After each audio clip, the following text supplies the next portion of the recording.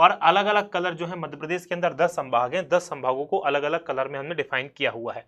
जैसे ये आप देखेंगे मुरैना, भिंड और श्योपुर, ये तीनों एक ही संभाग में आते हैं, जिसका मुख्यालय कौन सा है, चंबल संभाग, और चंबल संभाग का मुख्यालय मुरैना है।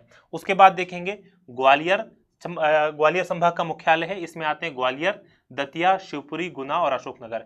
ये 5 जिले जो आते हैं वो ग्वालियर संभाग के अंतर्गत आते हैं। फिर आप इस तरफ बढ़ जाएंगे तो रेड कलर जैसे जो आसपास सारे जिले आपको दिखाई दे रहे हैं, जैसे आपको देखेंगे उज्जैन संभाग ये है, उज्जैन संभाग के अंतर्गत 7 जिले आते हैं। नीमच आता है, मंदसौर आता है, रतलाम आता है, उज्जैन आता है, शाजापुर आता है, आगर मालवा आता है और देवास आता है। तो ये किसके अंतर्गत आता है, उज्जैन संभाग के अंतर्गत।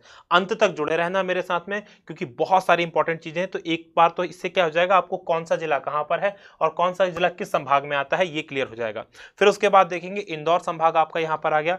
इंदौर संभाग के अंदर 8 जिले हैं। इंदौर है, झाबुआ है, धार है, अलीराजपुर है, बड़वानी है, खरगोन है, बुरहानपुर है और खंडवा है। यहाँ पर आप देखेंगे तो ये जो अलीराजपुर है इसकी सीमा किसके साथ में लगती है, गुजरात के साथ में लगती है, और झाबुआ की सीमा गुजरात के साथ में लगती है। नीचे फिर महाराष्ट्र वगैरह की सीमा लग जाती है। अगला आप संभाग देखेंगे भोपाल संभाग है, राइट। भोपाल संभाग में 5 जिले हैं। कौन कौन से देखेंगे आप, विदिशा है, राजगढ़ है, भोपाल है, रायसेन है और सीहोर है। उसके बाद होशंगाबाद संभाग, होशंगाबाद संभाग में मात्र 3 जिले हैं।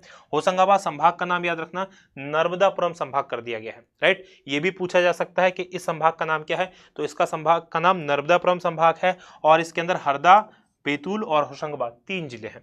फिर आप देखेंगे जबलपुर संभाग है। जबलपुर संभाग में 8 जिले हैं। कटनी, डिंडौरी, मंडला, बालाघाट, सिवनी, छिंदवाड़ा, नरसिंहपुर और जबलपुर, ये सब जो हैं जबलपुर संभाग के अंतर्गत आते हैं। इसमें डिंडोरी का बिल्कुल क्लियर कर लीजिएगा, डिंडोरी 100% जबलपुर संभाग के अंतर्गत आती है। कुछ समय के लिए ये शहडोल संभाग में रही है, लेकिन वर्तमान में डिंडोरी जो है 100% जबलपुर संभाग में आती है।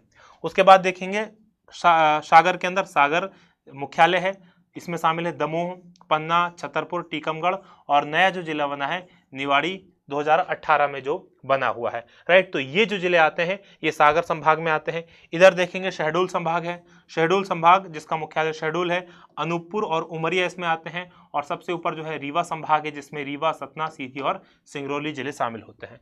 तो ये मध्य प्रदेश के कुल 52 जिले थे। और 52 जिलों में 52 जिले किन किन संभागों में बटे हुए थे, इन सब की मैंने जानकारी आपको दे दी, राइट। हाँ, टेस्ट सीरीज वालों को पे करने की जरूरत नहीं पड़ेगी। जिन्होंने टेस्ट सीरीज ली हुई है उनको पीडीएफ कल अपलोड कर दी जाएगी, कल एक टेस्ट बनाया जाएगा।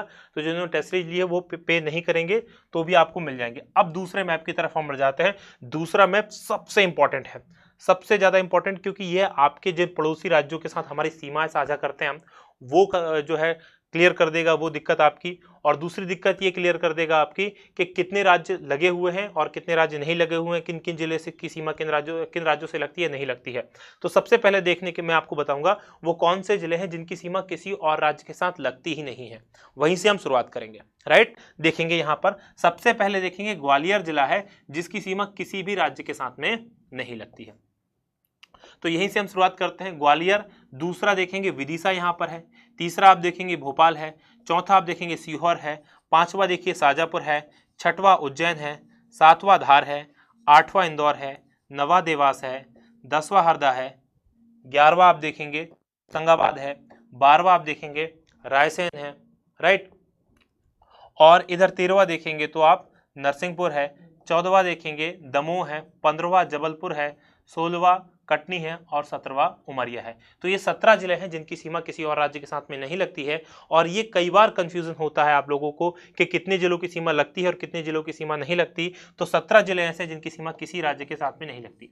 अब अधिकतर बुक्स जो आप देखेंगे उसमें ये संख्या बताई गई है 18। उसमें क्या किया गया है, ये जो मंडला जिला है इसको भी अंतर्वर्ती जिला माना गया है। इसकी सीमा छत्तीसगढ़ के साथ नहीं लगती है, लेकिन पूरे दावे के साथ मैं कह रहा हूं आपसे मंडला की सीमा छत्तीसगढ़ को टच करती है और ये हमने कंफर्म किया हुआ है, राइट। कंफर्म 2 जगह से किया है। एक भारत सरकार का जो आंकड़े आते हैं, भारत सरकार जो जनगणना करती है, क्योंकि मानचित्र बनाने का काम भारत सरकार के पास में है। भारत सरकार की जो जनगणना 2011 हुई थी उसमें जिलेवार आंकड़े दिए जाते हैं और उस मैप में ये क्लियर सीमा जो है छत्तीसगढ़ के साथ लगती है और वहां के ऑफिशियल से भी हमने ये कंफर्म किया हुआ है, राइट। अब सबसे ज्यादा सीमा किस जिले की कितने जिले सबसे ज्यादा लगते हैं, किस ये हमें देखना है कौन सा जिला किस राज्य के साथ सबसे ज्यादा लगते हैं। तो आप देखना स्टार्ट करेंगे यहाँ पर मुरैना से। जो उत्तर प्रदेश है ना उसके साथ 13 जिलों की सीमा हमारे मध्य प्रदेश के जिले साझा करते हैं। तो नंबर 1 देखेंगे मुरैना, नंबर 2 देखेंगे भिंड, नंबर 3 दतिया, नंबर 4 शिवपुरी। अब शिवपुरी के साथ याद रखना शिवपुरी किसके साथ साथ सीमा का साझा करता है, शिवपुरी इधर राजस्थान के साथ भी सीमा साझा करता है और इधर उत्तर प्रदेश के साथ भी साझा करता है। उसी प्रकार से मुरैना जो है वो उत्तर प्रदेश के साथ भी सीमा को साझा करता है और राजस्थान के साथ भी सीमा को साझा करता है।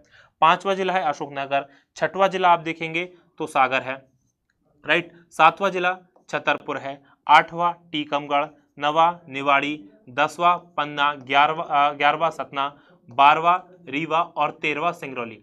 यहाँ पर सीधी जिले के बारे में मैं स्पष्ट कर देना चाहता हूं आपको, सीधी जिले की सीमा उत्तर प्रदेश से टच नहीं करती है, इसको क्लियर समझ लीजिएगा। सीधी जिले का, और ये भी हमने कंफर्म किया है भारत सरकार के मैप के डाटा से कि भारत सरकार का जो मैप है जनगणना वाला उसमें क्लियर दिया हुआ है कि सीधी की सीमा केवल नीचे छत्तीसगढ़ को टच करती है, ऊपर बीच में सिंगरौली और रीवा आ जाते हैं, राइट, बहुत हल्की सी पट्टी आती है। तो सामान्य मैप में आपको देखने को मिलेगा कि सीमा साझा करता है लेकिन एक्चुअल में सीमा साझा नहीं कर रहा होता है। तो उत्तर प्रदेश के साथ कितने जिलों की सीमा लगती है, तो 13 जिलों की सीमा उत्तर प्रदेश के साथ में लगती है। अब राजस्थान के साथ कितने जिले लगते हैं, तो यहां से काउंट करना स्टार्ट कीजिए। मुरैना से, मुरैना पहला हो जाएगा, श्योपुर दूसरा हो जाएगा, शिवपुरी तीसरा हो जाएगा, गुना चौथा हो जाएगा, राजगढ़ 5वां हो जाएगा, आगर मालवा 6वां हो जाएगा, 7वां आप देखेंगे यहाँ पर रतलाम हो जाएगा, 8वां देखेंगे आप मंदसौर हो जाएगा, 9वां नीमच हो जाएगा और 10वां झाबुआ हो जाएगा, राइट। तो झाबुआ के साथ आप देखेंगे झाबुआ की सीमा 2 राज्यों को साझा करती है, इधर झाबुआ की सीमा लगती है राजस्थान के साथ में भी और इधर गुजरात के साथ में भी। तो 10 जिलों की सीमा किसके साथ में लगती है, राजस्थान के साथ में लगती है। अब पढ़ेंगे हम गुजरात की तरफ। गुजरात से सबसे कम जिलों की सीमा लगती है 2 जिले, एक झाबुआ और दूसरा अलीराजपुर, राइट। अलीराजपुर के बाद नीचे सीमा लग जाती है महाराष्ट्र की। तो महाराष्ट्र के साथ कितने जिलों की सीमा लगती है, तो 9 जिले हैं। इधर से देखना आप चालू करो तो सबसे पहले देखेंगे अलीराजपुर तो पहला जिला है, उसके बाद दूसरा जिला बड़वानी, तीसरा खरगोन, चौथा बुरहानपुर, 5वां खंडवा, 6वां बैतूल, 7वां छिंदवाड़ा, 8वां सिवनी, 9वां बालाघाट। तो ये 9 जिले हैं जिनकी सीमा किसके साथ में लगती है, महाराष्ट्र के साथ में लगती है। फिर बालाघाट की सीमा 2 जिलों से 2 राज्यों से लगती है, महाराष्ट्र से भी लगेगी और छत्तीसगढ़ से भी लगेगी। ये वीडियो को शेयर करो, 1000 लोग कम से कम लाइव होना चाहिए, क्योंकि ऐसा मैप पूरे मध्य प्रदेश में आपको और कहीं नहीं मिलने वाला है, कोई भी आपको नहीं देने वाला है। चलिए बालाघाट के बाद हम देखेंगे तो छत्तीसगढ़ के साथ जो सीमा साझा करने वाले जिले हैं वो 7 जिले हैं। ये बिल्कुल क्लियर है, 7 ही हैं, 6 नहीं है, क्योंकि मंडला की सीमा भी छत्तीसगढ़ के साथ में लगती है। तो बालाघाट पहला हो जाएगा, मंडला दूसरा हो जाएगा, डिंडोरी तीसरा हो जाएगा, चौथा अनूपपुर हो जाएगा, 5वां शहडोल हो जाएगा, 6वां सीधी हो जाएगा और 7वां सिंगरौली हो जाएगा। अब कई लोग इसको कैसे काउंट कर लेते हैं, गलती करते हैं कि मेरे पास फ़ोन भी आते हैं कि सर ये तो आपने गड़बड़ बता दिया, क्योंकि 13 जिले तो उत्तर प्रदेश के साथ लग रहे हैं, 10 जिले जो हैं राजस्थान के साथ लग रहे हैं, तो 13 10 23 बोल देंगे। महाराष्ट्र के साथ 9 लग रहे हैं तो 23 और फिर 9 उसमें जोड़ देंगे, राइट। तो 23 और 9 जोड़ दिया तो ये 32 हो जाएगा।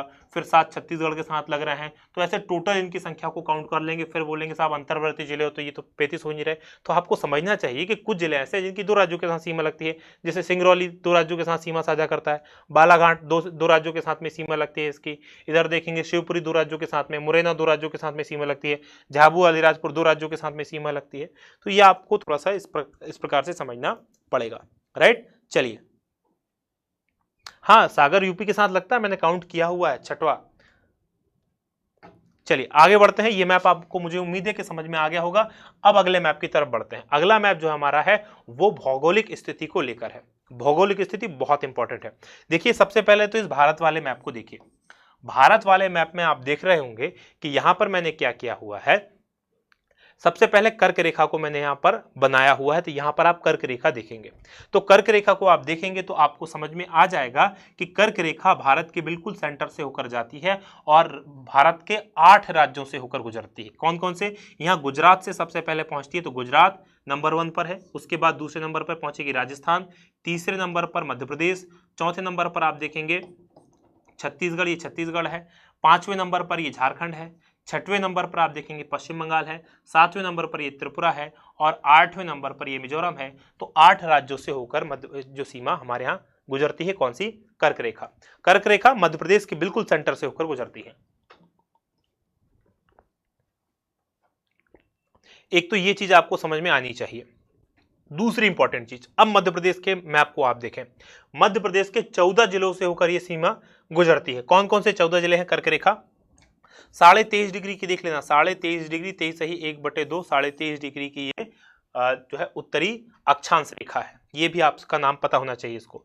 तो सबसे पहले देखेंगे तो ये रतलाम, रतलाम के बाद देखेंगे उज्जैन, के बाद आगरमालवा, आगरमालवा के बाद राजगढ़, उसके बाद सीहोर, फिर भोपाल, 7वीं विदिशा, 8वां रायसेन, 9वां सागर, 10वां दमोह, 11वां जबलपुर, 12वां कटनी, 13वां उमरिया और 14वां शहडोल। तो ये जो जिले हैं जिनके साथ जिस 23.5 डिग्री की कर्क रेखा जो है होकर गुजरती है। तो मध्य प्रदेश के 14 जिले और भारत के 8 राज्य। तो ये दूसरी चीज जो आप इसको याद रखेंगे।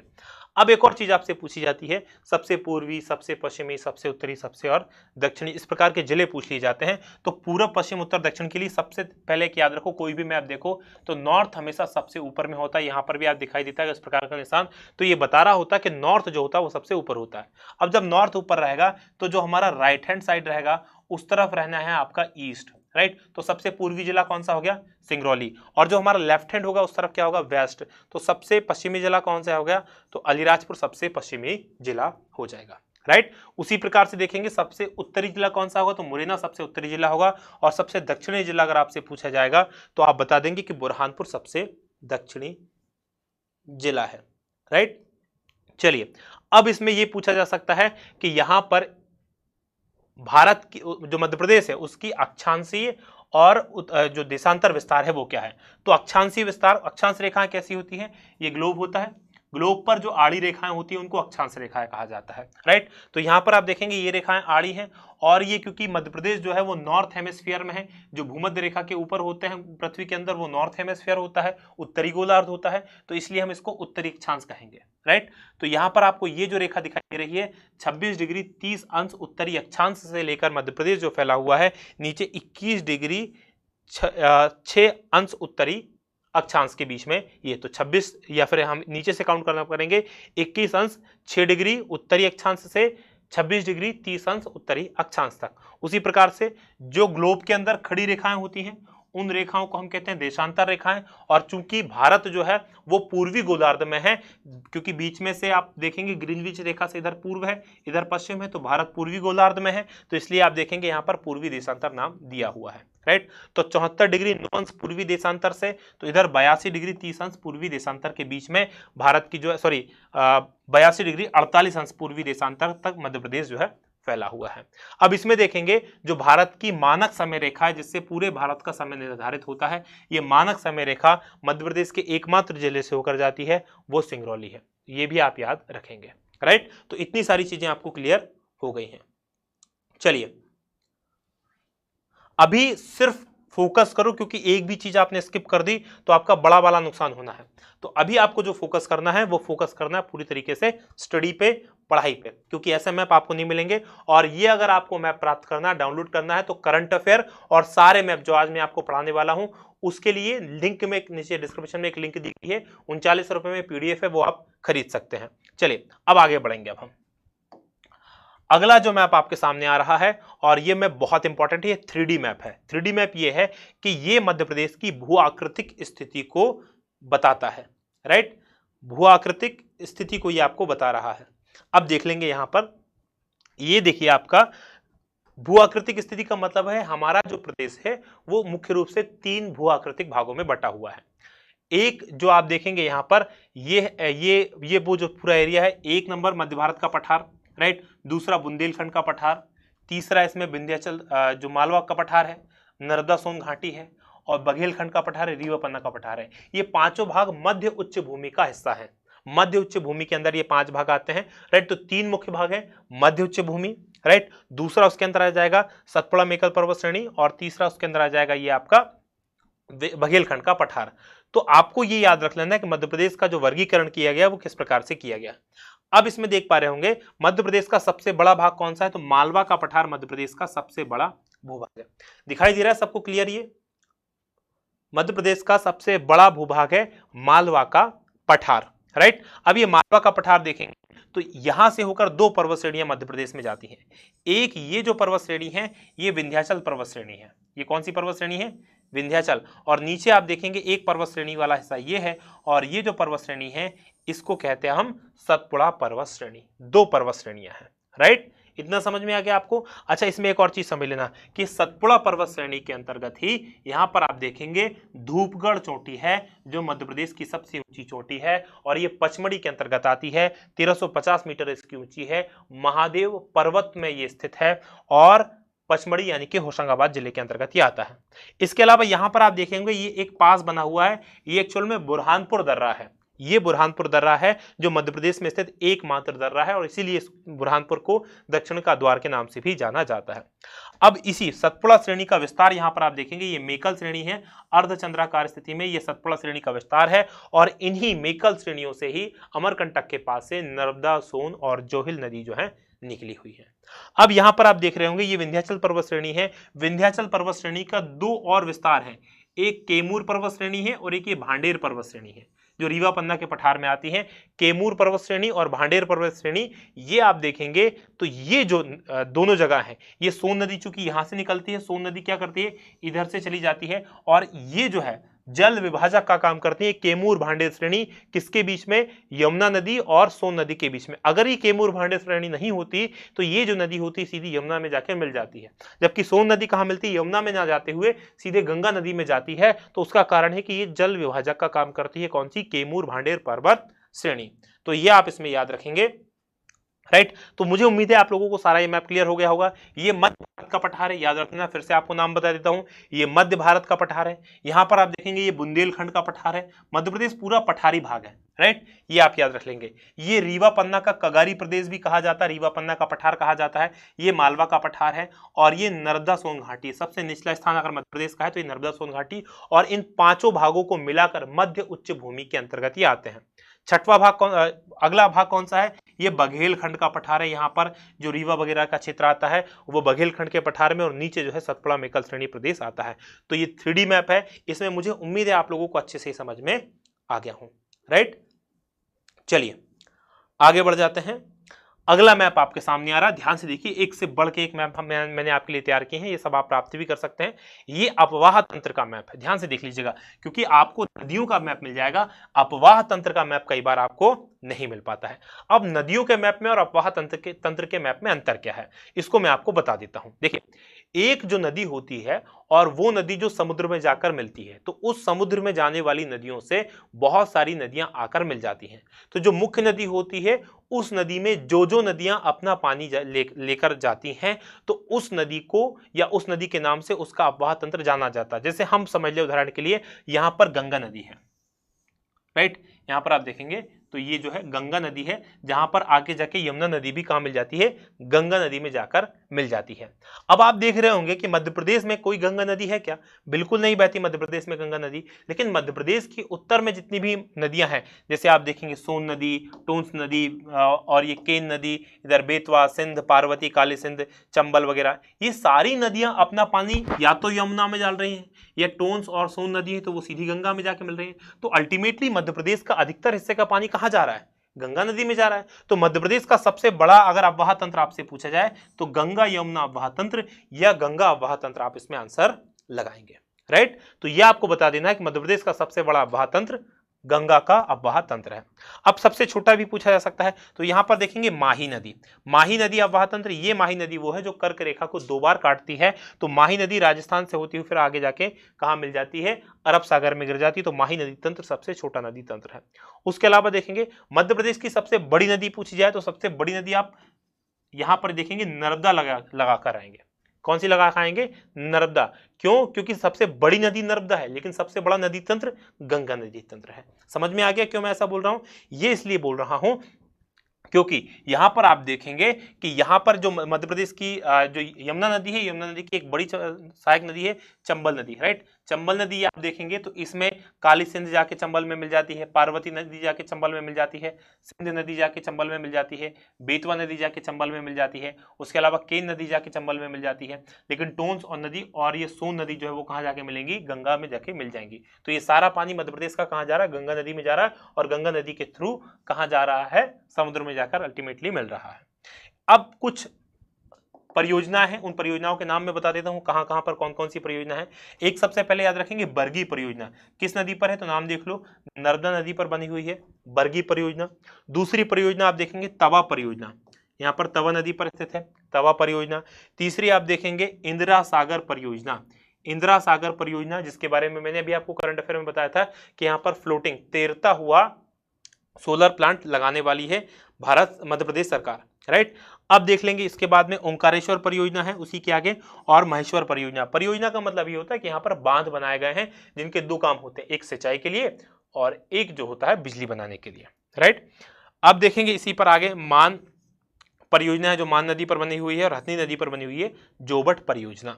अब इधर देखेंगे चंबल नदी पर परियोजना है जो बहुत इंपॉर्टेंट है, मध्य प्रदेश की सबसे पहली परियोजना गांधी सागर परियोजना, जो कि यहाँ पर आप देखेंगे ये चंबल नदी पर बनी हुई है मंदसौर के अंदर, राइट। उसके बाद राणा प्रताप सागर परियोजना, ये कहाँ पर है, ये राजस्थान में है। और जवाहर परियोजना ये भी कहाँ पर, राजस्थान में है। और ये तीनों राजस्थान एंड एमपी इनकी ये सहायक परियोजना है। यहाँ पर आप देखेंगे बेतवा नदी पर राजघाट परियोजना है, यूपी और मध्य प्रदेश की ये सहायक परियोजना है। और इधर बाणसागर परियोजना है जो सोन नदी पर बनी हुई है। तो आपको ये याद रखना है कि कौन सी नदी पर कौन सी परियोजना बनी हुई है, राइट। चलिए आगे बढ़ जाते हैं। अगला मैप आपके सामने आ रहा है, मुझे उम्मीद है आप लोगों के सारे मैप्स क्लियर हो रहे होंगे। आप लोगों को प्राप्त करना है तो ये मैप प्राप्त आप कर सकते हैं। मैंने आप लोगों को क्या दी है, एक डिस्क्रिप्शन में लिंक दी है, वहां पर करंट अफेयर भी पूरा मिल जाएगा आपको और ये मैप भी सारे मिल जाएंगे। अब है अगला जलवायु प्रदेश का मैप।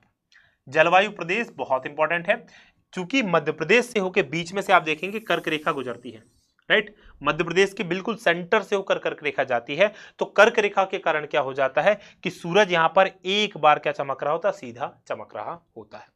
अब मध्य प्रदेश को आप देखेंगे कि किन किन जलवायु प्रदेशों में बांटा गया है। यहां पर आपके सामने 4 जलवायु प्रदेश आपको दिख रहे हैं। एक उत्तर के मैदान के नाम से जलवायु प्रदेश है, तो ये जो रेड कलर का जितना भी आपको दिखाई दे रहा है ये उत्तर का मैदान है। और यहां पर जो जलवायु पाई जाती है वो महाद्वीपीय प्रकार की जलवायु।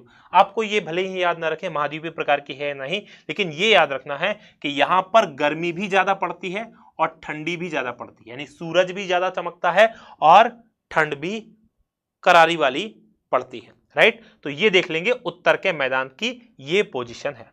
अब देखेंगे मालवा का पठार। मालवा का पठार सबसे प्यारा पठार है, ये सम जलवायु वाला क्षेत्र है, ना तो ज्यादा गर्मी है ना ज्यादा ठंड है। यहां पर आप देखेंगे ना ज्यादा गर्मी ना ज्यादा ठंड, सामान्य गर्मी या सामान्य ठंड, ये कौन सा है, मालवा के पठार की विशेषता है। अगला विंध्य का पठार, यहां पर भी ना ज्यादा गर्मी पड़ती है ना ज्यादा ठंड पड़ती है। विंध्य का पहाड़ी क्षेत्र भी इसी प्रकार का है। लेकिन जो नर्मदा घाटी है यहां पर गर्मी तो ज्यादा पड़ती है लेकिन ठंड सामान्य पड़ती है, ये आपको याद रखना है, गर्मी ज्यादा ठंड सामान्य।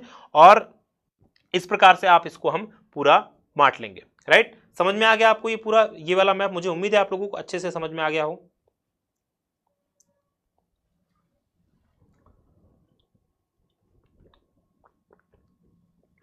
आगे बढ़ेंगे, अगला आपके सामने आ रहा है और अगली जो है वो है वर्षा वितरण। मध्य प्रदेश के किस क्षेत्र में कितनी वर्षा होती है, वर्षा वितरण को मैं आपको बता देता हूं। तो वर्षा वितरण में देखेंगे 3 भाग मध्य प्रदेश में आपको वर्षा वितरण को देखने को मिल रहे होंगे। सबसे ज्यादा वर्षा अगर आपको दिखाई दे रही होगी तो वो इस भाग में दिखाई दे रही होगी, ये औसत से अधिक वर्षा वाला भाग है। अब अगर मैप में आपने थोड़ा सा ध्यान दिया हो थोड़ी समय पहले, तो मैंने आपको बताया था ये वाला जो एरिया है, ये वाला जो क्षेत्र है वो पहाड़ी एरिया है, राइट। सतपुड़ा मेकल पर्वत श्रेणी वाला एरिया है, ये पूरा की पूरा जो क्षेत्र है सतपुड़ा मेकल पर्वत श्रेणी वाला हिस्सा है। और यही कारण है कि इस क्षेत्र में सबसे ज्यादा वर्षा होती है। 2 सिस्टम से हमारे यहाँ वर्षा होती है, अरब सागर का एक सिस्टम आता है और एक बंगाल की खाड़ी का सिस्टम आता है। बंगाल की खाड़ी से ज्यादा वर्षा होती है, यहीं पर वो आपको ये दिखना है। अब देखेंगे औसत से अधिक वर्षा वाला क्षेत्र, इसमें भी ये पचमढ़ी के आसपास का जो क्षेत्र है जहां पर सबसे ज्यादा वर्षा होती है, 125 से लेकर 150 सेंटीमीटर के बीच में वर्षा होती है। तो मध्य प्रदेश में सबसे ज्यादा वर्षा अगर आपसे पूछी जाए तो वो इसी क्षेत्र में होगी। और इसका सीधा सीधा संबंध, इस वर्षा का सीधा सीधा संबंध अगले मैप में मैं आपको वन पढ़ाऊंगा तो वनों से सीधा सीधा देखने को मिल जाएगा, राइट। तो औसत से अधिक वर्षा वाला क्षेत्र है ये 100 से लेकर 125 सेंटीमीटर। औसत वर्षा वाला क्षेत्र ये वाला जो है, यहाँ पर औसत वर्षा होती है 75 से लेकर 100 सेंटीमीटर। और ये सबसे कम वर्षा वाला क्षेत्र है 50 से लेकर 75 सेंटीमीटर। तो आपको याद रखना है कि मध्य प्रदेश के किस क्षेत्र में कैसी वर्षा होती है, और इसका सीधा सीधा संबंध अभी आपको देखने को मिलेगा जब मैं आपको मैप 1 पढ़ाऊंगा। 1 देख लीजिए, उसमें आपको पता पड़ जाएगी कि जहां पर ज्यादा वर्षा है वहां पर वन कैसे हैं, सघन वन है। दिखाई दे रहा है आपको, ज्यादा वर्षा सघन वन, कम वर्षा या मध्यम वर्षा मध्यम वन, सबसे कम वर्षा अल्प वन। क्योंकि वन जो होते हैं वो बारिश के कारण ही होते हैं, क्योंकि अगर समय पे पानी नहीं मिलेगा तो वन भी इसी प्रकार के होंगे। जैसे आप देखेंगे ये वाला जहां अल्प वर्षा वाला क्षेत्र था, यहाँ पर किस प्रकार के वृक्ष होंगे, जो पानी जिनको कम चाहिए होता, बबूल, पलास, आम, महुआ, नीम, इस प्रकार के वृक्ष होंगे जिनको पानी कम चाहिए होगा। और सघन वन में कैसे मिलेंगे आपको, सागौन, शीशम, साल, बीजा, हर्रा, बहेड़ा, जिनको पानी ज्यादा चाहिए होगा, राइट। इसके अलावा मध्यम वन क्षेत्र में तेंदुपत्ता, खेर, सागौन, इस प्रकार के वन आपको देखने को मिलेंगे। अब एक और प्रश्न इसमें आता है कि मध्य प्रदेश में सबसे ज्यादा कौन से वन पाए जाते हैं, तो आप याद रखिएगा सागौन के वन मध्य प्रदेश में सबसे ज्यादा पाए जाते हैं, और उसके बाद साल के वन पाए जाते हैं। तो साल और सागौन, ये 2 चीज आप याद रख लेंगे, राइट। चलिए, वीडियो को यहां पर इतना समझ में आ गया। तो इसका संबंध अगर पिछले वाले से आप देखोगे, सीधा सीधा इसका संबंध किससे है, ये वाला देख लो, तो आप इससे सीधा सीधा वर्षा से इसका संबंध आप जोड़ पाओगे कि जहां ज्यादा वर्षा है वहां ज्यादा क्या है, वन है, राइट। चलिए आगे बढ़ जाते हैं। अगला मैप आपके सामने आ रहा है, और ये मैप जो है भौगोलिक आधार पर वनों का वर्गीकरण, भौगोलिक आधार पर भी वनों का वर्गीकरण किया गया है। मैं आपको बता देता हूं किस प्रकार से किया गया है। तो ये जो आपको दिखाई दे रहा है यहाँ पर, ये उष्णकटिबंधीय अर्धपर्णपाती वन है। देखिए मध्य प्रदेश के अंदर जितने भी वन आपको देखने को मिलेंगे सब उष्णकटिबंध में है, उष्णकटिबंध, उष्णकटिबंध, राइट। तो उष्णकटिबंध, लेकिन फिर उनमें कुछ वन ऐसे हैं जो पर्णपाती होते हैं। पर्णपाती मतलब पत्ता गिरा देना, पर्ण मतलब पत्ता, पाती मतलब गिरा देना, तो जो अपने पत्ते गिरा देते हैं ऐसे वन है, राइट। तो यहां पर आप देखेंगे उष्णकटिबंधीय पर्णपाती वन यहां पर पाए जाते हैं, जो गर्मी के मौसम में अपने पत्ते गिरा देते हैं। यहां पर भी कौन से, एक तो ये वाले क्षेत्र में पाए जाते हैं और एक ये वाले क्षेत्र में पाए जाते हैं। दूसरे उष्णकटिबंधीय अर्धपर्णपाती वन, अर्धपर्णपाती वन का मतलब ये होता है आधे पत्ते गिरा देते हैं, आधे पत्ते रख लेते हैं। देखिए जो पेड़ पौधे होते हैं वो हमसे समझदार होते हैं, जब उनको लगता है हमारे पास आय कम है तो अपनी आवश्यकताएं वो कम कर लेते हैं। हम जैसे मूर्ख नियुक्ति कर्जा ले लेके और तमाम प्रकार की चीजों को कर कुरा के अपना काम चलाते हैं। ये क्या करते हैं, इनको पता चल गया अपने पास क्या है, पानी कम है, गर्मी का मौसम आ गया, पानी कम, अपने पत्ते गिरा दो। क्योंकि पत्ता जो होता है वो क्या कर रहा होता है, जो प्रकाश संश्लेषण की क्रिया कर रहा होता है, उसके थ्रू पानी को बाहर छोड़ रहा होता है। पत्ते कम होंगे, प्रकाश संश्लेषण की क्रिया कम होगी, अपन सर्वाइव कर जाएंगे, बारिश में फिर खूब अपन मजे करेंगे। तो ये जो है पानी का सीधा सीधा संबंध इन वनों के साथ में होता है। इसीलिए हमारे यहाँ सदाबहार वन नहीं पाए जाते। भारत में सदाबहार वन कहाँ देखने को मिलेंगे, वो मिलेंगे आपको पश्चिमी घाट पर, राइट। तो ये आपको क्लियर हो गया। जो पर्णपाती वन है, तो ये जो है शुष्क पर्णपाती, ये पूरी तरह से शुष्क है। ये उष्णकटिबंध तो है लेकिन केवल पर्णपाती है, और ये पूरी तरह से शुष्क है क्योंकि यहाँ क्षेत्र, ये पानी की वर्षा यहाँ पर जो है काफी कम होती है। तो ये आप याद रख लेंगे कि किस प्रकार के वन कहाँ पर पाए जाते हैं, राइट। आगे बढ़ेंगे।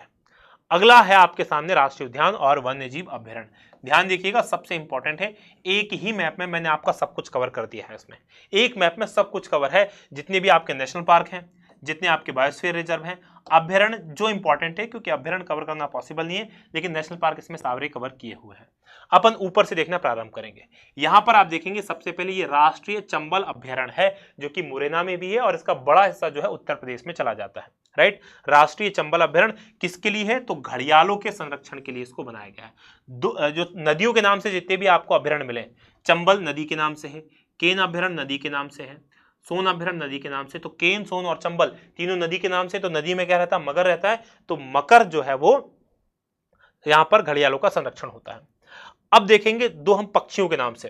तो एक ये घाटी गांव अभ्यारण्य है, यहां पर आप देख पा रहे होंगे, ये घाटी गांव अभ्यारण्य है, और ये घाटी गांव अभ्यारण्य कहां पर है, ग्वालियर में है। और यहां पर किस पक्षी का संरक्षण किया जाता है, तो सोन चिड़िया का, राइट। घाटी गांव, ग्वालियर और करेरा अभ्यारण्य जो कि कहां पर है, शिवपुरी। तो यहां पर भी घाटी गांव और करेरा में क्या किया जाता है, सोन चिड़िया का संरक्षण किया जाता है। एक और चिड़िया से संबंधित जो अभ्यारण्य है वो देखेंगे सेलना अभ्यारण्य, राइट। सेलना अभ्यारण्य जो है वो खरमोर पक्षी, सेलना अभ्यारण्य यहां पर आपको दिखाई दे रहा होगा, ये खरमोर पक्षी के संरक्षण से संबंधित है, जो रतलाम जिले में आता है। और यहां पर आप देखेंगे सरदारपुर में भी जो धार जिले में आता है, ये अभ्यारण्य जो है वो किससे संबंधित है, खरमोर। दो खरमोर के लिए है, जो दोनों इधर है, दोनों पक्षियों के लिए ऊपर है। अच्छे से समझ लेना इसको। अब यहां पर आप देखेंगे एक जो अभ्यारण्य है डायनासोर के लिए नेशनल पार्क बनाया गया है। डायनासोर नेशनल पार्क कहां पर बना है? ये धार जिले के अंदर। तो ये डायनासोर से संबंधित हो गया, राइट। मध्य प्रदेश का सबसे छोटा अभ्यारण्य कौन सा है? तो ये जो रालामंडल अभ्यारण्य है मध्य प्रदेश का सबसे छोटा अभ्यारण्य है, और ये जो नोरादेही अभ्यारण्य है ये मध्य प्रदेश का सबसे बड़ा अभ्यारण्य है। तो अब हमने ये सारे अभ्यारण्य, इसके अलावा ये गांधी सागर अभ्यारण्य यहाँ पर, ये हमने सारे अभ्यारण्य कवर कर लिए। अब हम देखेंगे नेशनल पार्क्स को। नेशनल पार्क देखिए, सबसे पहले ये पालपुर कूनो नेशनल पार्क जो है, ये पालपुर कूनो नेशनल पार्क आपको याद रखना है। अच्छा, यहाँ पर मैं आपको बता देना चाहता हूँ, ये रातापानी अभ्यारण्य बाघ अभ्यारण्य नहीं है, टाइगर रिजर्व में इसको शामिल नहीं किया है, क्योंकि मध्य प्रदेश शासन ने इसका अभी तक नोटिफिकेशन नहीं निकाला था। कई सारी किताबों में आपको यही मिलेगा। बाद में क्लियर हुआ कि रातापानी अभ्यारण्य अभी तक टाइगर रिजर्व में शामिल नहीं है। इसको अच्छे से सुन लीजिएगा, राइट। चलिए अब देखेंगे, जिनका डाउनलोड नहीं हो रहा है, पीडीएफ क्रैश हो रही है, उनके लिए पेमेंट लिंक मैंने दे दी है डिस्क्रिप्शन में, वहां से 39 रुपए का पेमेंट कीजिए। ये सारे मैप्स 20 मैप है करीब, और पूरा करंट अफेयर आपको उसमें उपलब्ध मैंने करवा दिया गया है, राइट। चलिए अब आगे बढ़ जाते हैं। आगे बढ़ेंगे, अब हम देखेंगे पन्ना, ये जो आपका है पालपुर कूनो नेशनल पार्क, ये गिर के शेरों के लिए, तो इसलिए मैंने देखा यहाँ पर शेर का निशान बनाया हुआ, तो गिर के शेर, गिर जंगल कहां पर है? गुजरात के अंदर। इसके अलावा माधव नेशनल पार्क यहां पर है। यहां पर आप देखेंगे वन विहार नेशनल पार्क यहां पर है। इसके अलावा ये आप देखेंगे सतपुड़ा नेशनल पार्क यहां पर है, पेंच नेशनल पार्क है। तो सतपुड़ा, पेंच, ये क्या है? प्रोजेक्ट टाइगर में शामिल है, सतपुड़ा, पेंच। यहाँ पर आप देखेंगे कान्हा किसली, जो मध्य प्रदेश का पहला और सबसे बड़ा और सबसे प्रथम मध्य प्रदेश का जो नेशनल पार्क था, वो भी टाइगर प्रोजेक्ट टाइगर में शामिल है। बांधवगढ़ नेशनल पार्क, ये भी प्रोजेक्ट टाइगर में शामिल है, राइट। पन्ना नेशनल पार्क, ये भी प्रोजेक्ट टाइगर में शामिल है, और संजय नेशनल पार्क, ये भी प्रोजेक्ट टाइगर में शामिल है। तो आप देख पा रहे होंगे कि ये जो है 1 2 3 4 5 और 6 नेशनल पार्क हैं जो मध्य प्रदेश के किस में है? प्रोजेक्ट टाइगर में शामिल है। रातापानी शामिल नहीं है। इसको आप अच्छे से क्लियर कर लेना। सबसे छोटा नेशनल पार्क आपसे पूछा जा सकता है, तो ये जो है मंडला जिले के अंदर, सॉरी डिंडोरी जिले के अंदर नेशनल पार्क है। ये मध्य प्रदेश का सबसे छोटा नेशनल पार्क है, फॉसिल नेशनल पार्क। अब आपको ये ध्यान रखना है कि मध्य प्रदेश के अंदर 3 बायोस्फीयर रिजर्व है। कौन कौन से 3 बायोस्फीयर रिजर्व है? सबसे पहला और सबसे पुराना जो बायोस्फीयर रिजर्व है वो पचमढ़ी बायोस्फीयर रिजर्व है, जो यहाँ पर आप देख पा रहे होंगे, राइट। तो पचमढ़ी बायोस्फीयर रिजर्व भी है, वहां पर नेशनल पार्क भी सतपुड़ा और पचमढ़ी अभ्यारण्य भी है, right. Satpura national park, Pachmarhi biosphere reserve और पचमढ़ी में अभ्यारण्य, तो ये तीनों चीजें यहाँ पर हैं। सबसे पुराना है 1999 का, और इसको यूनेस्को ने भी मान्यता दी हुई है। दूसरा उसके बाद 2005 का आता है अचानक मार। अचानक मार का कुछ हिस्सा छत्तीसगढ़ के अंतर्गत आ जाता है, तो ये आपको याद रखना है अचानक मार कहाँ है, और इसको भी यूनेस्को ने मान्यता दी हुई है। और तीसरा है पन्ना बायोस्फीयर रिजर्व, जो 2011 में बना है, इसको अभी यूनेस्को ने मान्यता नहीं दी हुई है। तो मुझे उम्मीद है आप लोगों को ये पूरा अच्छे से मैप समझ में आ गया होगा, कहाँ कहाँ पर नेशनल पार्क है और कहाँ कहाँ पर नेशनल पार्क नहीं है, राइट। चलिए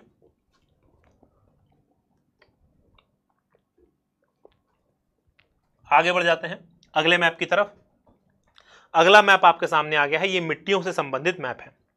देखिएगा, मिट्टियां मध्य प्रदेश के अंदर काफी प्रकार की मिट्टियां पाई जाती है। उनमें से देखेंगे सबसे बड़े क्षेत्र पर जो मिट्टी पाई जाती है वो काली मिट्टी है। अब काली मिट्टी के भी 3 भाग हैं। एक है साधारण काली मिट्टी, तो मध्य प्रदेश के सबसे बड़े क्षेत्रफल पर यही साधारण काली मिट्टी पाई जाती है।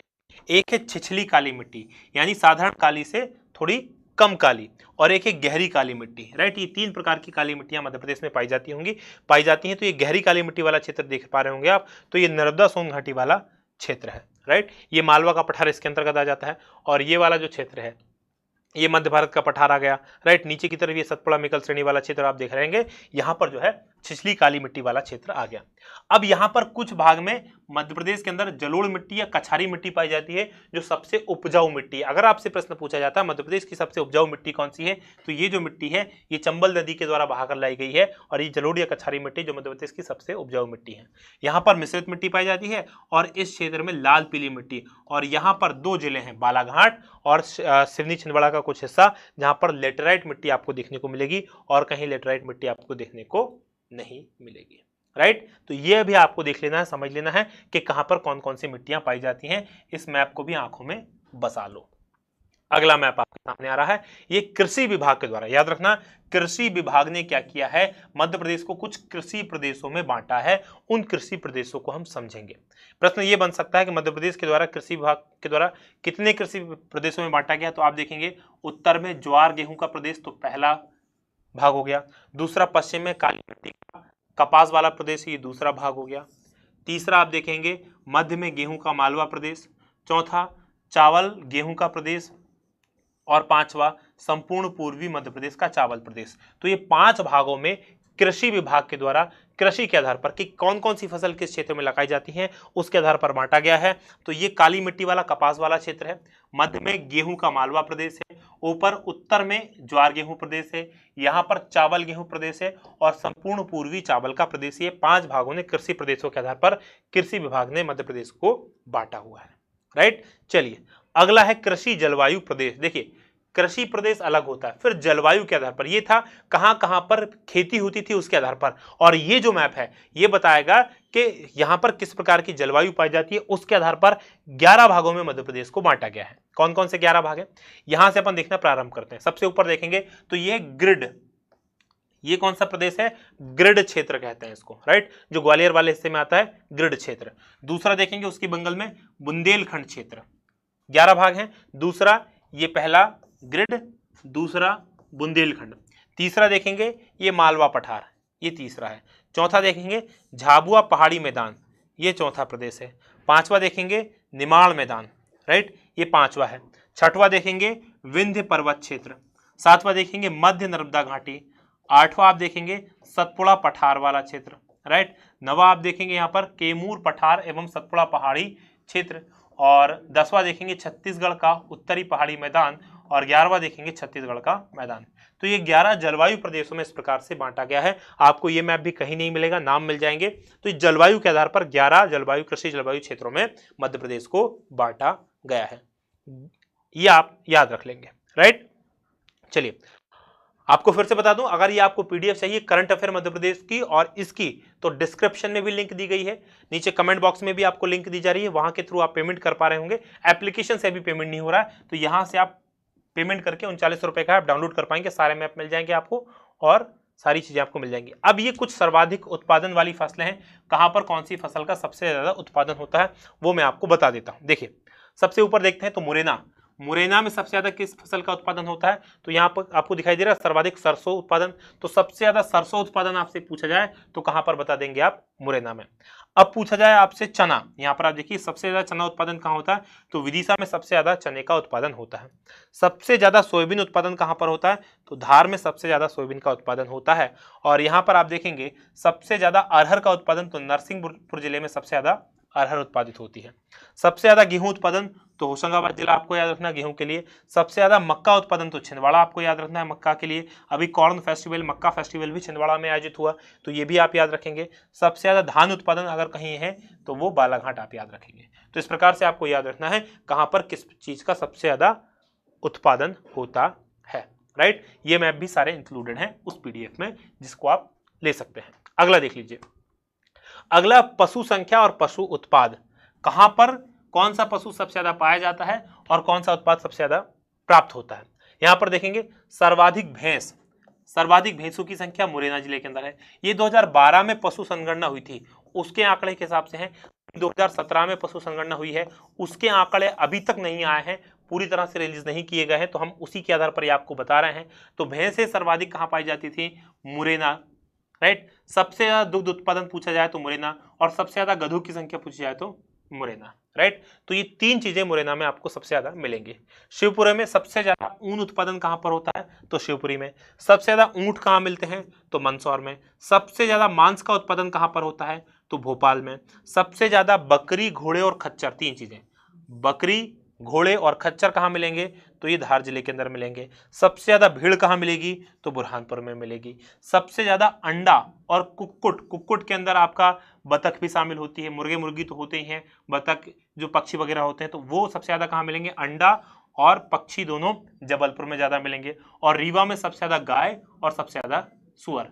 तो ये आपको मैप देख लेंगे कि कहां पर कौन कौन सी चीजें आपको ज्यादा देखने को मिलती है। राइट,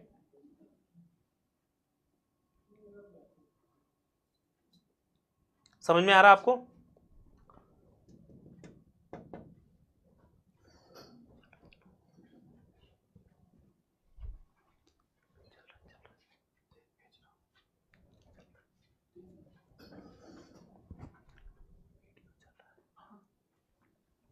चलिए, आई थिंक मेरे कनेक्शन में कुछ एरर है, मैं देख लेता हूँ। 2 मिनट आप लाइन पे रहें।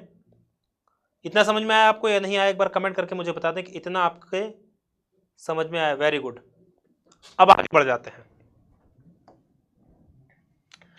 अगला जो है वो है आपके सामने प्रमुख खनिज क्षेत्र। ये खनिज क्षेत्र भी आपसे पूछे जा सकते हैं, ये भी याद रख लीजिएगा। मैप के थ्रू हमने इसमें आपको कवर करवाए हुए हैं, राइट। बहुत ही शानदार मैप है, मुझे बहुत अच्छे से पता है, सारे टॉपिक मैंने आपको कवर करवाने की कोशिश की है। चलिए,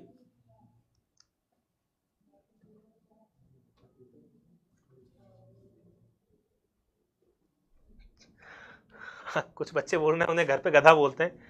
भाई सब गधे हैं दुनिया में, लेकिन अपना गधा सबको प्यारा होता है, ये याद रखना। चलिए, अब यहाँ पर हम देखेंगे मध्य प्रदेश के प्रमुख खनिज क्षेत्र कहाँ पर कौन कौन से खनिज पाए जाते हैं। अगर इस मैप को ध्यान से देखेंगे तो आपको मध्य प्रदेश के 2 हिस्सों में अगर आप बांटेंगे, ये मध्य प्रदेश का पूर्वी हिस्सा है और ये मध्य प्रदेश का पश्चिमी हिस्सा है, तो आप देखेंगे पूर्वी हिस्से में अधिकतर जितने भी आपको खनिज देखने को मिलेंगे ये सब पूर्वी हिस्से में देखने को मिलेंगे। पश्चिमी हिस्से में कम खनिज आपको देखने को मिलते हैं, राइट। तो ज्यादा खनिज किधर देखने को मिलेंगे आपको? पूर्वी हिस्से में। कम खनिज कहां पर देखने को मिलेंगे? पश्चिमी हिस्से में, राइट। अब यहां पर आप देखेंगे तो ये आंकड़े में आपको बता देता हूं कहां पर कौन कौन से खनिज। तो चीनी मिट्टी का क्षेत्र जो है मेनली तो कहां पाया जाता है आपका? एक तो ग्वालियर के अंदर, दूसरा चीनी मिट्टी वाला क्षेत्र कहां पर है? जबलपुर में है, और तीसरा चीनी मिट्टी वाला क्षेत्र कहां पर है? रीवा में। तो 3 जगह मेनली चीनी मिट्टी मिलती है। अब अगर स्लेट पूछा जाए, स्लेट का क्षेत्र, तो ये कहां पर है? मंदसौर के अंदर। रॉक फास्फेट के 3 क्षेत्र हैं, झाबुआ, दूसरा सागर और तीसरा छतरपुर। झाबुआ, सागर और छतरपुर, ये रॉक फास्फेट के लिए है। यूरेनियम भी हाल ही में मिला था, ये कहां पर मिला था हमें? छतरपुर में, यूरेनियम क्षेत्र। हीरा क्षेत्र कहां पर है? मेनली पन्ना, कुछ हिस्सा सतना में आता है और ये छिंदवाड़ा तक एक पूरी प्लेट जाती है। तो मेनली तो पन्ना से भी उत्पादन हो रहा है, लेकिन आपको ये सतना का भी कुछ हिस्सा इसमें है और कुछ हिस्सा इसमें छतरपुर में भी पाए जाते हैं। गेरू देखेंगे तो सतना में सबसे ज्यादा मिलेगा।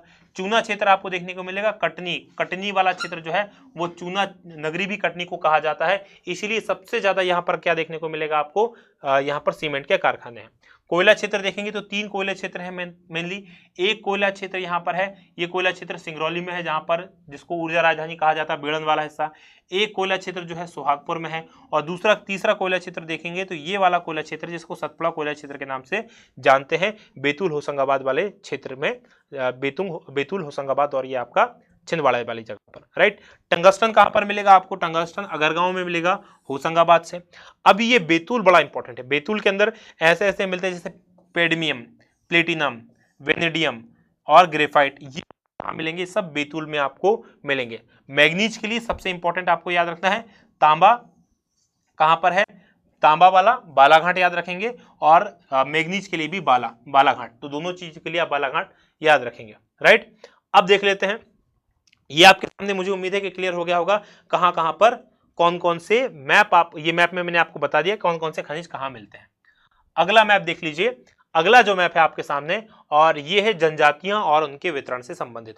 कुछ प्रमुख जनजातियां हैं जो विशेष क्षेत्रों में पाई जाती हैं। जैसे शिवपुरी में आपसे ये पूछ लिया जाता है सहरिया जनजाति का। देखिए 3 जनजातियां जो हैं वो विशेष पिछड़ी जनजातियां घोषित की गई हैं, भारिया, बेगा और सहरिया। सहरिया जनजाति का जो क्षेत्र है मध्य प्रदेश के ऊपरी हिस्से में यानी नॉर्थ में पाई जाएंगी। श्योपुर तो मेन क्षेत्र है, उसके आसपास का जो क्षेत्र आप पूछ ले, शिवपुरी, गुना, मुरैना, भिंड, ग्वालियर, ये वाला जो क्षेत्र है यहाँ पर सहरिया जनजाति पाई जाती है, राइट। अब देखेंगे भिंड जनजाति वाला, भील जनजाति वाला क्षेत्र, ये वाला जो क्षेत्र है ये भील जनजाति से संबंधित है, जो मध्य प्रदेश का पश्चिमी हिस्सा है। मेनली अलीराजपुर, धार, झाबुआ, बड़वानी, खरगोन, खंडवा और बुरहानपुर। यहाँ पर और भी जनजाति है, लेकिन यहाँ पर जो सबसे बड़ी जनजाति है वो भील है। भारत की भी मध्य प्रदेश की भी सबसे बड़ी जनजाति कौन सी है? भील है, आप याद रखेंगे। लेकिन जनजाति समूह आपसे पूछा जाएगा तो वो गौंड जनजाति समूह मध्य प्रदेश का सबसे बड़ा जनजाति समूह है। अब यहाँ पर भी देखेंगे इसमें से सबसे ज्यादा जनजाति वाला जिला कौन सा है? धार में सबसे ज्यादा जनजाति पाई जाती है। और सबसे ज्यादा जनजाति प्रतिशत वाला जिला कौन सा है? तो अलीराजपुर सबसे बड़ा जनजाति प्रतिशत वाला जिला है, ये आप याद रख लेंगे, राइट। इसके अलावा देखेंगे कोरकू जनजाति, तो कोरकू जनजाति का सबसे जो मेन क्षेत्र है वो होशंगाबाद और बैतूल है। वहीं भारिया जनजाति छिंदवाड़ा और सिवनी में, और बेगा जनजाति मंडला और बालाघाट में। जबकि आपसे पूछा है पनिका जनजाति के बारे में, तो पनिका जनजाति जो है ये कौन सी जनजाति, पनिका ये कबीरपंथी होते हैं, राइट। तो सीधी शहडोल ये वाला क्षेत्र है, राइट। और यहाँ पर आप देखेंगे कोल जनजाति के लिए तो कटनी, जबलपुर, उमरिया और सीवा, यहाँ पर कोल जनजाति पाई जाती है। और ये पनिका सिंगरौली, सीधी, शहडोल, अनूपपुर और डिंडोरी, ये पनिका जनजाति वाला क्षेत्र है। यहाँ पर मेन क्षेत्र कहाँ कहाँ पर पाए जाते हैं ये आपको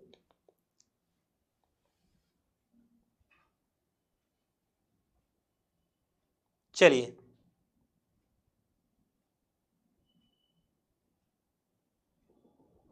अब देखेंगे आगे।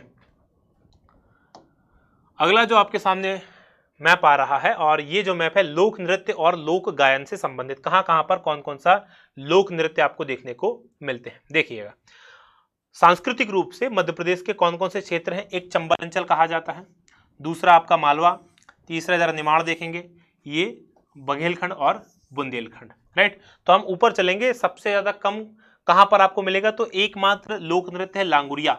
तो ये जो चंबल वाला क्षेत्र है ये बागियों के लिए ज्यादा फेमस है, सांस्कृतिक रूप से उतना ज्यादा रिच नहीं है। सांस्कृतिक रूप से अगर कोई सबसे ज्यादा रिच क्षेत्र है तो बुंदेलखंड और बघेलखंड है, ये आप याद रख लेंगे। आप अगर बुंदेलखंड को देखेंगे तो बुंदेलखंड के अंदर बधाई नृत्य है, राई नृत्य है, रास नृत्य है, सहरा है, कानड़ा है और कलश है। इसमें ये जो राई नृत्य है ये मध्य प्रदेश का राजकीय नृत्य भी है। उसके अलावा गायन देखेंगे, बुंदेलखंड के अंदर गायन देखेंगे तो यहाँ पर आल्हा, बिरहा गायन, हरदौल की मनुती, वेरायटा, चौकड़िया, जगदेव का पुजारा और बाम्बुलिया है। जबकि अगर हम बघेलखंड के अंदर लोक नृत्य देखें तो लोक नृत्य यानी डांस, फोक डांसेस, सुआ, दादर, कलसा और दोगरा। जबकि लोक गायन देखें तो विदेशिया गायन और बसदेवा गायन, ये दो यहाँ पर बघेलखंड के अंदर। तो आप देख रहे हो कल्चरली जो सबसे ज्यादा रिच वाला क्षेत्र है वो बुंदेलखंड वाला क्षेत्र है। मालवा में आप देखेंगे मटकी, गरबा, गरबी, कहरवा, फुंदी, राइट। वहीं लोक गायन में देखेंगे तो संझा गीत, हीड गायन और भरथरी गायन यहाँ पर है। निमाड़ में देखेंगे तो गणगौर, काठी और डांडिया, ये इंडियनी डांडिया है, ये लोक नृत्य हैं यहाँ के। और लोक गायन में सांझा गीत, हीड़ गायन और भरतरी, तो मालवा के और निमाड़ के लगभग सेम लोक गायन है, अलग अलग अंतर कुछ इसमें नहीं है। तो बुंदेलखंड को आपको याद रखना है, ये कल्चरली बहुत रिच है। अगला देख लीजिए, अगला जो मैप आपके सामने आ रहा है ये ऊर्जा संसाधन का मैप है। ऊर्जा संसाधन में कहां कहां पर क्या क्या चीजें हैं, मैंने इसमें सारी चीजें मेंशन कर दी हुई है। जिससे सबसे बड़ा सोलर प्लांट, सबसे बड़ा सोलर प्लांट ये गुड़ जगह है रीवा के अंदर, ये सबसे बड़ा भारत का सोलर प्लांट है जो कि कहां पर लगाया गया है, गुड़ 750 संभवतः, जहां तक अगर मैं सही से रिकॉल कर पा रहा हूं तो 750 मेगावाट का ये है, राइट। इसके अलावा कुछ ताप विद्युत गृह हैं। ताप विद्युत गृह जैसे देख लेंगे आप, ये है विंध्याचल ताप विद्युत गृह जो मध्य प्रदेश का सबसे बड़ा, एमपी का सबसे बड़ा ताप विद्युत गृह यही विंध्याचल है, जो कहां पर है, सिंगरौली के अंदर है, बेढ़ंज में, राइट। दूसरा ताप विद्युत गृह देखेंगे तो संजय गांधी ताप विद्युत गृह है जो बिरसिंहपुर उमरिया में है। अमरकंटक ताप विद्युत गृह है जो कि चचाई अनूपपुर में है, राइट। यहाँ पर आप देखेंगे जबलपुर ताप विद्युत गृह है। इधर देखेंगे तो पेंच ताप विद्युत गृह जो कि छिंदवाड़ा के अंदर है। यहाँ पर आप देखेंगे चांदनी ताप विद्युत गृह है जो मध्य प्रदेश का पहला ताप विद्युत गृह था, बुरहानपुर जिले के अंदर है। श्री सिंगाजी ताप विद्युत गृह है जो कि खंडवा जिले के अंदर है, यहाँ पर भी। तो ये आप सारे ताप विद्युत गृह आप इसमें देख पा रहे होंगे, राइट। अब देख लीजिए, इसके अलावा सतपुड़ा का ताप विद्युत गृह ये सारणी में है। और पहला बायोगैस संयंत्र जो बनाया गया था मध्य प्रदेश के अंदर वो बैतूल जिले के अंदर कसई गांव में। बायोगैस संयंत्र अगर आपसे पूछा जाए पहला तो ये कसई गांव कहां पर, बैतूल जिले में। तो ये आप याद रख लेंगे। दूसरा आपको याद रख लेना, प्रथम शहरी कचरे से बायोगैस का कारखाना, जो शहर का कचरा निकलता है उससे बायोगैस बनाने का कारखाना कहां पर है, भोपाल के अंदर, राइट। पहला सौर पार्क गणेशपुर राजगढ़ जिले के अंदर, सौर पार्क। यहां पर देखेंगे पहला सौर ऊर्जा संयंत्र जो बनाया गया था, यह संयंत्र जो गांव था जहां पहले सौर ऊर्जा से संचालित हुआ था वो गांव कस्तूरबा गांव इंदौर जिले के अंदर, राइट। सबसे ज्यादा पवन ऊर्जा पर लगे हैं तो वो रतलाम आपको याद रखना है, राइट। तो ये सारी चीजें आप इसमें याद रख लेंगे। और उसके अलावा पहला जो पवन ऊर्जा संयंत्र बनाया गया था वो बना था देवास में। तो ये भी आप रख लेंगे कि पहला पवन ऊर्जा संयंत्र देवास में बना था। तो ये जो संबंधित थी सारे आंकड़े मैंने बता दिया आपको, ये किससे, मध्य प्रदेश के ऊर्जा संसाधन से संबंधित है, राइट। हाँ, उतना सफिशियंट है अनुराग जितना मैंने मध्य प्रदेश करंट अफेयर में पढ़ाया है उतना सफिशिएंट है, उससे ज़्यादा और पढ़ने की आपको आवश्यकता भी नहीं है। रिवीजन जरूर कर लीजिएगा उसका। ये हमारे पूरे मैप्स थे। मुझे उम्मीद है आप लोगों के ये जो मैप हैं वो समझ में आए होंगे। और अगर ये मैप और करंट अफेयर की पीडीएफ, कौन सी पीडीएफ मैं आपको बता देना चाहता हूं, एक बार फिर से देख लो। अगर आप प्राप्त करना चाहते हैं तो डिस्क्रिप्शन में भी लिंक दी गई है, वहां से भी आप ले सकते हैं। इसके अलावा हमारी टीम को व्हाट्सअप भी आप कर देंगे तो व्हाट्सअप में भी आपको लिंक मिल जाएगी। ये पूरी पीडीएफ है ऊर्जा संसाधन, देखा ना मैंने आपको पढ़ा, लोक नृत्य, जनजातियां, खनिज क्षेत्र, पशु उत्पाद, सर्वाधिक